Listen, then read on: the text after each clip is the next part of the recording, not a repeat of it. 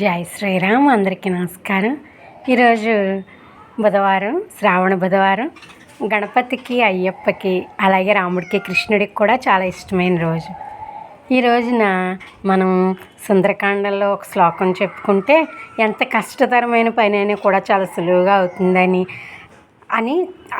మన ప్రతీతి. ఏం జరిగింది?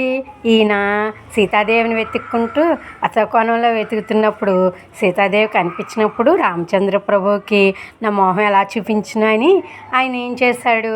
ప్రాణత్యాగానికైనా సిద్ధపడాలనుకుంటుండగా ఈ శ్లోకం చెప్పుకుని ఇంకొకసారి రాముడిని తలుచుకుని వెతుకుతానని వెతికాడు. అప్పుడు సీతాదేవి కనిపించింది. కాబట్టి దీన్ని జయమంత్రంగా అంటారు.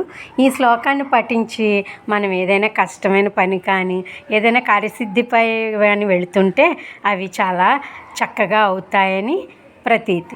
ఇప్పుడు ఆ శ్లోకం చెప్పుకుందాం. నమోస్తు రామాయ సలక్ష్మణాయ చ దేవ్యై చ తస్మై జనకాత్మజాయై నమోస్తు రుద్రేంద్రియమానిలేభ్యో నమోస్తు చంద్రార్కమరుద్గుణేభ్యః. ఈ శ్లోకాన్ని అనుకుని మనం కార్యనిమిత్తమై వెళ్తే చాలా మంచిగా జరుగుతుంది. ఇలాంటి మరికొన్ని మంచి మాటలు చెప్పుకోవడానికి నా ఛానల్ సబ్స్క్రైబ్ చేసి, లైక్ చేసి, షేర్ చేయండి. అందరూ బాగుండాలి, అందులో నేను ఉండాలి. హరే కృష్ణ.